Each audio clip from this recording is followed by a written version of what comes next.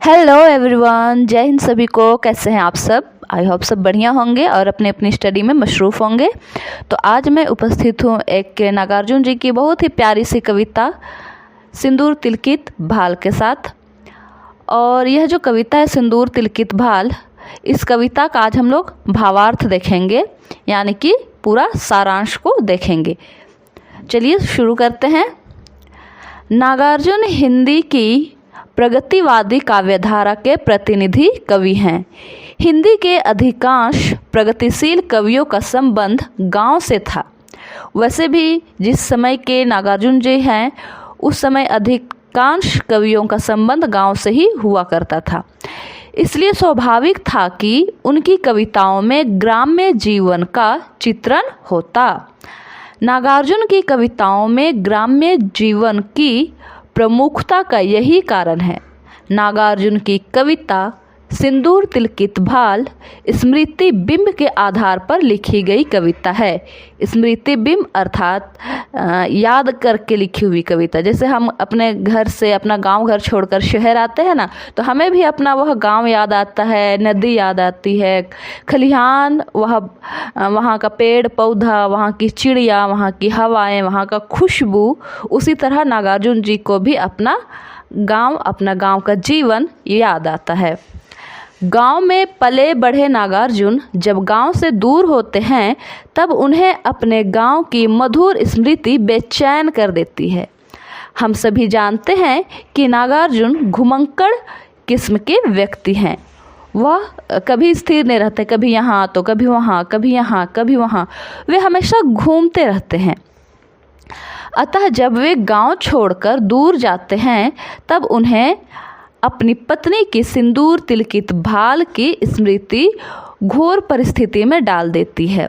उन्हें अपनी पत्नी बहुत ज़्यादा याद आती है कि किस तरह वह सिंदूर लगाकर रहती है। कवि नागार्जुन ने इस कविता में व्यक्ति की महत्ता को स्पष्ट करते हुए बताया है कि व्यक्ति के लिए समाज की महत्ता अत्यधिक है। जैसे कि कहा जाता है कि व्यक्ति जो है वह सामाजिक प्राणी है, वह समाज से बिछड़ कर नहीं रह सकता। उसी प्रकार नागार्जुन जी के बारे में भी कहा गया है कि नागार्जुन जी भी कहते हैं कि व्यक्ति के लिए एक समाज का होना बहुत ज़रूरी है। और हमारे जीवन में, हमारे लाइफ में प्रत्येक व्यक्ति का एक बहुत ही महत्वपूर्ण स्थान होता है।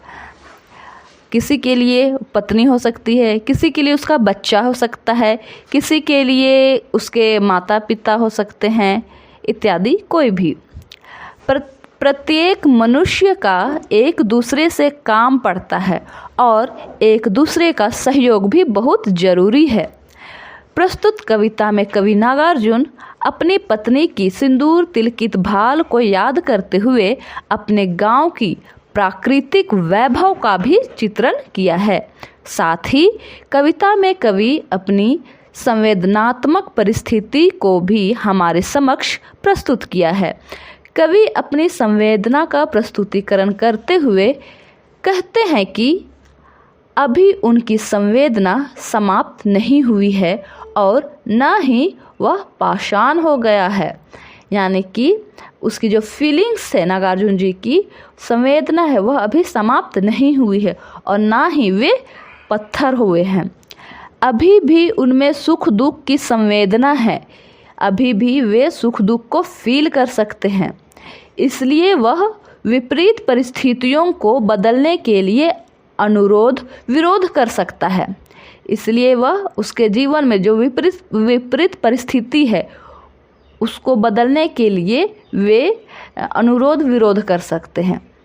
कवि नागार्जुन अपने गांव से दूर होकर भी अपने तरौनी ग्राम से जुड़े रहे। उनका ग्राम जो था वह था तरौनी। इसलिए तो उन्हें अपनी पत्नी और स्वजनों की याद आती है और उन्हें याद करके उनकी आंखें स्नेह से भीग जाती है। कवि के आंखों के भरने से यह प्रमाणित होता है कि वे अभी भी पाषाण नहीं हुए हैं। कवि अपने तरौनी गांव की लीचियां, आम, धान, कमल, कुमुदनी, ताल मखान सभी याद आते हैं। साथ ही मिथिला के रुचिर भूभाग और जनपद भी याद आते हैं। कवि का बचपन गांव की आंचल में बीता। वे उस मृदुलतम अंक को कभी नहीं भूल सकेंगे। कवि स्वयं को धन्य मानते हैं कि उन्होंने वहाँ का अन्न पानी, भाजी साग, फल फूल और कंदमूल का सेवन किया। अतः वे उनका आजीवन ऋणी बने रहेंगे और इस ऋण का 10वें भाग भी नहीं चुका सकेंगे। कवि अपने तरौनी गांव से दूर प्रवासी का जीवन व्यतीत कर रहे हैं।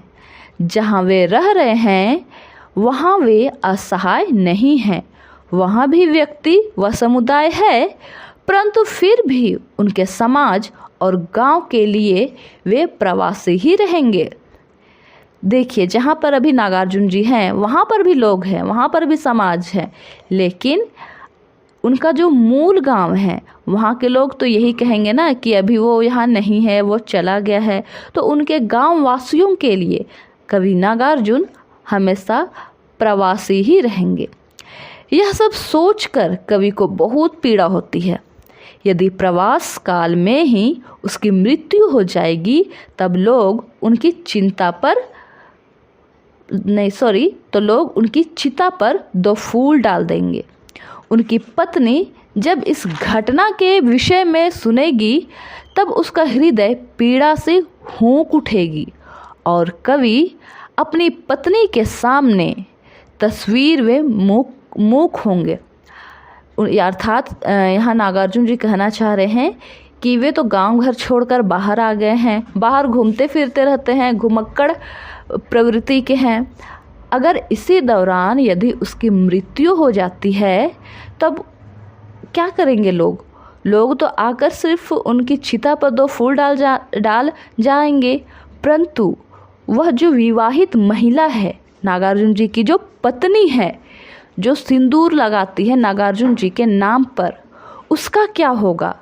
वह तो बेचारी रोती बिलखती रह जाएगी, है ना, और वह चीख चीख कर रोएगी।